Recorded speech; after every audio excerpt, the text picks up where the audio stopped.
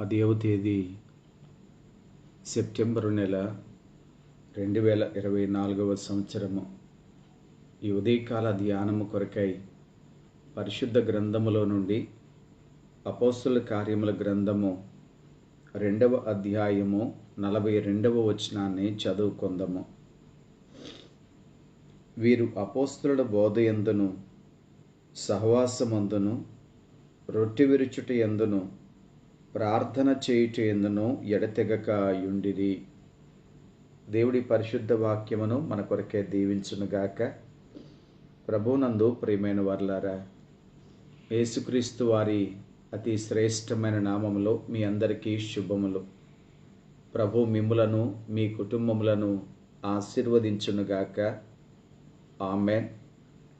సజీవుల లెక్కలో మనము ఉంచబడి దేవుని నామాన్ని స్తుతిస్తూ దైవస్వరాన్ని వినే అవకాశాన్ని ప్రభు మనకు కల్పించినందుకు దేవుని ఎంతగానో ఘనపరుస్తూ ఉన్నాను.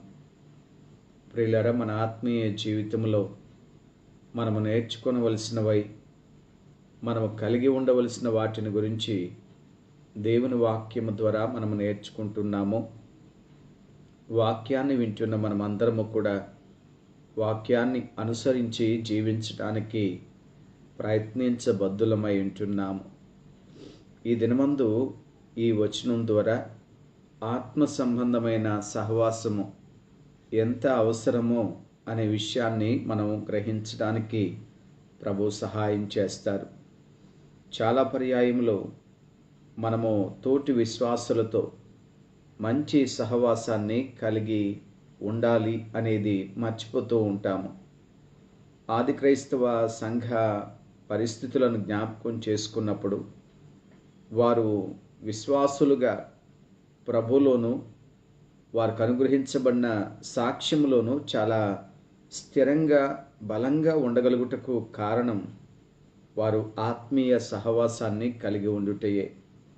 వారు తరచుగా కూడుకుంటూ ఉండేవారు. ప్రతి దినము కూడా కూడుకుంటూ ఉండేవారు.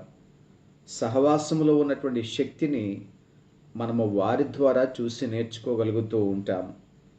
వారు సహవాసములో ఎడతెగక ఉన్నారు అనే విషయాన్ని మనము ఇక్కడ చదువుతూ ఉన్నాము. అనగా ఎంత ఎక్కువగా వారు సహవాసం చేయడానికి ఇష్టపడుతూ వచ్చారు, అంతగా వారు తమ సాక్ష్య జీవితంలో చాలా తేజవంతంగా వారు జీవించడానికి ప్రభు కృప చూపించారు. నేటి విశ్వాసుల సహవాసాన్ని గనక మనం గమనించినప్పుడు ఎంత తరచుగా మనం కూడుకుంటున్నాము. ఆదివారం కూడా దేవుని సహవాసంలోనికి రావడానికి ఎంత ఇబ్బంది పడుతున్న దినాల్లో మనం ఉంటున్నామో ఆశ్చర్యం కలుగుతూ ఉంటుంది. ప్రియ దేవుని బిడ్డలారా, అనేక మంది విశ్వాసులు సహవాసమును ప్రేమిస్తూ ఉండగా కొందరు సహవాసాన్ని నిర్లక్ష్యం చేస్తూ ఉన్నారు. అలా నిర్లక్ష్యం చేస్తున్నటువంటి పరిస్థితులను చూసి ప్రోత్సహించడానికి హెబ్రీ గ్రంథకర్త 10వ అధ్యాయము 24 మరియు 25 వచనాల్లో ఇలా తెలియచేశారు. కొందరు మానుకొనుచున్నట్లుగా సహవాసముగా కూడుట మానక ఒకరినొకడు హెచ్చరించుచు, ఆ దినము సమీపించుట మీరు చూచిన కొలది మరి ఎక్కువగా అలాగు చేయుచు, ప్రేమ చూపుటకును సత్కార్యములు చేయుటకును ఒకరిని ఒకరు పురికొల్పుకొనవలనని ఆలోచింతము.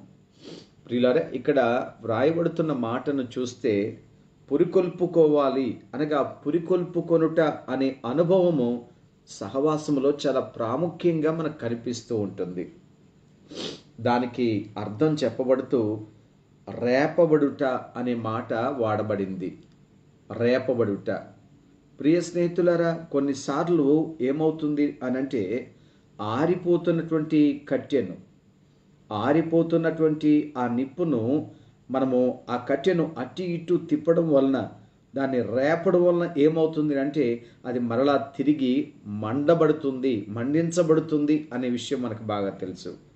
అంటే సహవాసములో ఏమవుతుంది అంటే చల్లారిపోతున్నటువంటి ఆత్మీయ పరిస్థితులన్నీ కూడా మరలా మండించబడ్డానికి అవకాశం ఏర్పడుతుంది. ఇప్పుడు సహవాసానికి మనం దూరంగా ఉండడం వల్ల ఏమవుతుంది అంటే చల్లారిపోయినటువంటి వారు పూర్తిగా ఆరిపోతారు. ఇక వారిలో ఆత్మీయ తీవ్రత కనిపించదు. ఆత్మీయ ఆసక్తి అనేది సన్నగిల్లిపోతూ ఉంటుంది. ఎంత ఎక్కువగా మనం దేవుని సన్నిధి సహవాసానికి దూరంగా ఉంటామో అంతగా మన ఆత్మీయ జీవితంలో మనము వెనకంజ వేయడానికి ఆస్కారం ఉంటుంది అనే విషయాన్ని మర్చిపోవద్దు. ఇక్కడ పురికొల్పబడుట అనే మాటకు కదిలించుట అనే అర్థం కూడా చెప్పబడింది. అవును ప్రియులరా, స్తబ్దతగా ఉండిపోయేటువంటి ఆత్మీయ పరిస్థితులన్నీ కూడా సహవాసములో ఏమవుతూ ఉంటాయంటే యాక్టివేట్ చేయబడుతూ ఉంటాయి. అవి కదిలించబడుతూ ఉంటాయి, అవి పునరుద్ధరించబడుతూ ఉంటాయి. మరొక అద్భుతమైన పదం ఏమిటంటే ఉత్తేజపరచబడుతూ ఉంటాయి. అవునండి, ఒకరి విశ్వాసాన్ని చూసి మరొకరు, ఒకరి ఆత్మీయతను చూసి మరొకరు, ఒకరి ప్రార్థనా జీవితాన్ని చూసి మరి ఒకరు అలాంటి జీవితం కొరకు పురికొల్పబడుతూ ఉంటారు, ఉత్తేజపరచబడుతూ ఉంటారు. కనుక స్నేహితులారా, సహవాసాన్ని ఎన్నడూ కూడా నిర్లక్ష్యం చేయకూడదు. సహవాసంలో స్థిరంగా ఉండడానికి ప్రయత్నం చేయవలసిన వారమై ఉంటున్నాము. దేవునితో మనకి ఎట్టి సహవాసం అయితే ఉందో అట్లాగే మనము తోటి విశ్వాసులతో కూడా మంచి సహవాసాన్ని కాపాడుకొని జీవించవలసిన వారముగా మనం ఉంటూ ఉన్నాము. ప్రియ దేవుని బిడ్డలారా, సహవాసమును నిర్లక్ష్యము చేయకూడదు. సహవాసము ద్వారా, సంఘ అనుభవాల ద్వారా మనము అనేకమైనటువంటి ఆశీర్వాదాలను చూడగలుగుతూ ఉంటాం. ప్రాముఖ్యంగా కొలసి సంఘానికి రాస్తూ పౌలు గారు తెలియజేశారు. 3వ అధ్యాయము 16వ వచనములో, సంగీతములతోనూ కీర్తనలతోనూ ఆత్మ సంబంధమైన పద్యములతోనూ ఒకరిని ఒకడు బోధించుచు బుద్ధి చెప్పుచు కృపాసహితముగా మీ హృదయములలో దేవుని గూర్చి గానము చేయుచు సమస్త విధములైనటువంటి జ్ఞానముతో క్రీస్తు వాక్యము మీలో సమృద్ధిగా నివసింపనీయుడి.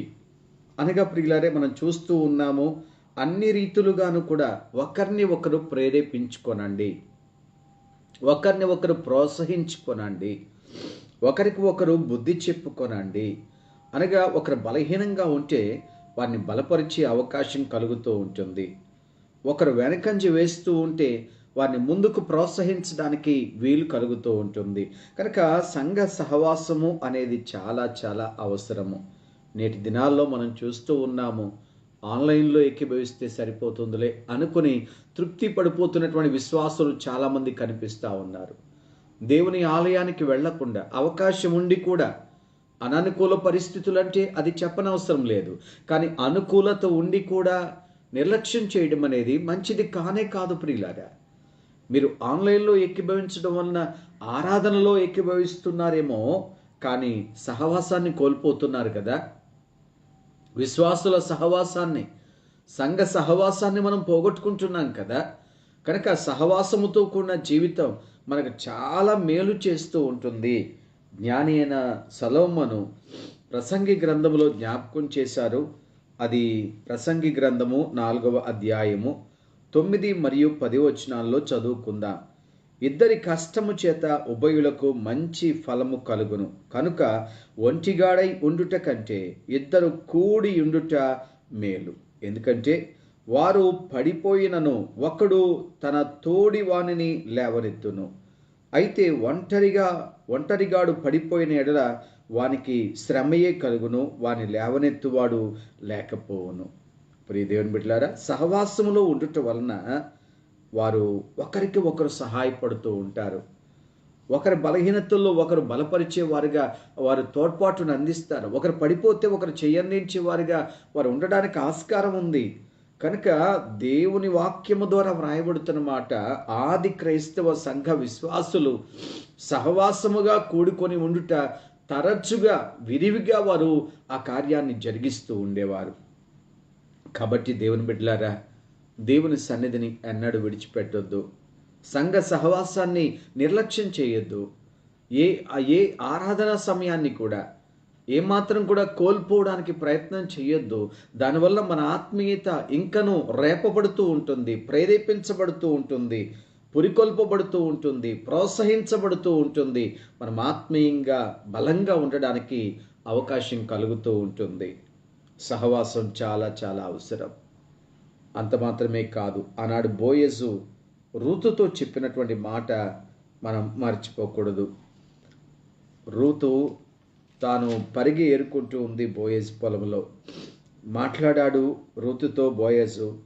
ఆ తర్వాత చెప్తా ఉన్నాడు 2వ అధ్యాయం రూతు గ్రంథంలో, నా కుమారి, నా మాట వినుము, వేరొక పొలములో ఏరుకొనుటకు పోవద్దు, దీనిని విడిచిపెట్టి పోవద్దు, ఇచ్చట నా పనికెత్తల యొద్ద నిలకడగా ఉండుము. చెప్తా ఉన్నాడు, ఈ పొలములోనే ఉండు, వేరే చోటుకు వెళ్ళొద్దు. ఈ పొలములో ఎలాగంటే నిలకడగా ఉండు, నిలకడగా. ఎప్పుడైతే రూతు బోయజు మాట విని బోయజు పొలములో బోయజు పని వాళ్ళతో కలిసి ఆమె నిలకడగా అదే పొలములో పరిగి ఏరుకుంటూ వచ్చిందో, ఒకానొక సమయంలో మనం చూస్తాము బోయజు రూతును వివాహం చేసుకుని ఉన్నాడు. రూతు యొక్క మోడు బారిపోయిన జీవితం చిగురించింది. ఫలహీనమైన ఆమె జీవితం ఫలభరితంగా మార్చబడిపోయింది. ఏ దీవెన లేని ఆమె జీవితంలో అద్భుతమైన ఆశీర్వాదములు పొందుకునే వ్యక్తిగా, ఆశీర్వదించబడిన వ్యక్తిగా ఆమె తీర్చిదిద్దబడింది. ప్రియ సహోదరుడా, సహోదరి, ప్రభు సన్నిధిలో సహవాసములో స్థిరంగా బలంగా మనం కొనసాగినప్పుడు మన ఆత్మీయ జీవితాలు ఆశీర్వాదకరంగా మార్చబడుతూ ఉంటాయి. ప్రియుడైనటువంటి ప్రభువు ఇష్టపడేటువంటి జీవితాన్ని మనం కలిగి ఉంటాము. దేవుని కన్నులు ఆయన సహవాసములో ఉన్న వారి మీద ఎల్లప్పుడూ ఉంటాయి. దేవుడు గమనిస్తూ ఉంటున్నాడు. ఆయన త్వరగా రాబోతున్నారు. ఎవరి కొరకునంటే సిద్ధపరచబడుతున్న ఆయన సంఘ వధువు కొరకు. కాబట్టి దేవుని బిడ్డలారా, ఆత్మీయ సహవాసాన్ని నిర్లక్ష్యం చేయొద్దు. తరచుగా అవకాశం దొరికినంత వరకు కూడా ఉన్న అవకాశాలను దొరకపుచ్చుకుంటూ దేవుని సన్నిధిలో దేవుని బిడ్డలతో కలిసి సహవాసంలో కొనసాగుదాము. ఆధ్యాత్మికంగా బలపరచబడదాము. ప్రభు రాకడకు సిద్ధపరచబడదాం. దేవుని కృప మనను నడిపించునుగాక. ఆమేన్. మహాపరిశుద్ధుడైన మా ప్రియ తండ్రి, దేవా, మీకు వందనాలు చెల్లిస్తూ ఉన్నాము నాయన. ఈ వేకువజామున మీ పరిశుద్ధ మాటలు వినడానికి మాకు సహాయం చేశారు. మమ్మలను జ్ఞాపకం చేసుకుని మా ఆయుష్కాలమును పొడిగించినందుకు మీకు స్తోత్రాలు తండ్రి. మాకిచ్చిన సమస్తమైన మంచి ఈవుల కొరకు కృతజ్ఞతలు చెల్లిస్తూ ఉన్నాము. మీరు వాక్యం ద్వారా తెలియచేస్తున్నారు ప్రభువా, సంఘ సహవాసాన్ని విడిచిపెట్టొద్దు అని చెప్పి, ఆత్మీయ సహవాసములో స్థిరంగా ఉండాలి అని, అలా ఉండుట వల్ల లభించే ఆశీర్వాదాల గురించి కూడా మాట్లాడారు. రూతునైనా బోయజ్ పొలంలో ఉండి ఎంతగా దీవెన పొందుకుందో, తన జీవితంలో ఎంత పునరుద్ధరణ మేము చూస్తూ ఉన్నామో మీరు జ్ఞాపకం చేసినందుకు మీకు స్తోత్రాలు. వాక్యం వినడం వారందరినీ కూడా మీరు బలపరచండి ప్రభువా. ఒకవేళ ఎవరైతే సహవాసానికి దూరంగా ఉంటున్నారో వారిని మీరు పునరుద్ధరించమని ప్రార్థన చేస్తూ ఉన్నాను. వారికి మీరు అనుగ్రహించిన సంఘములో అయ్యా మానకుండా వారు సహవాసం చేస్తూ వారి ఆత్మీయ జీవితాల్లో ఎంతో ఆసక్తి కలిగి మీ కృపలో ఎదిగి సిద్ధపట్టుకు వారికి సహాయం చేయండి. ప్రతి ఒక్కరిని దీవించండి నాయన. వారిని బలపరచండి తండ్రి. ఆయురారోగ్యములను ప్రసాదించండి. ప్రతి విధమైనటువంటి సమస్యలు, శోధనలు, ఇబ్బందులు, కష్ట నష్టాల నుంచి మా ప్రభావాన్ని విడిపించి వారికి నెమ్మది, సమాధానము, సంతోషము, సమృద్ధిని దయచేయమని ప్రార్థన చేస్తూ ఉన్నాను. దైవజనులను దీవించండి నాయన. వారికి అప్పగించిన పరిచర్యలో సహాయం చేసి బలపరిచి వాడుకోనండి. వారి కుటుంబాలను మీరు ఆశీర్వదించండి ప్రభువా. మేలు చేయమని వేడుకుంటున్నాను. ఈ ప్రార్థన అంగీకరించమని యేసు నామమున వినయముగా బ్రతిమలాడుచున్నాము తండ్రి. ఆమేన్. తండ్రి అయిన దేవుని ప్రేమ, ప్రభువైన యేసుక్రీస్తు వారి కృప, పరిశుద్ధాత్మ దేవుని యొక్క సన్నిధి సదాకాలం మీకు అందరికీ తోడై ఉండునుగాక. ఆమేన్.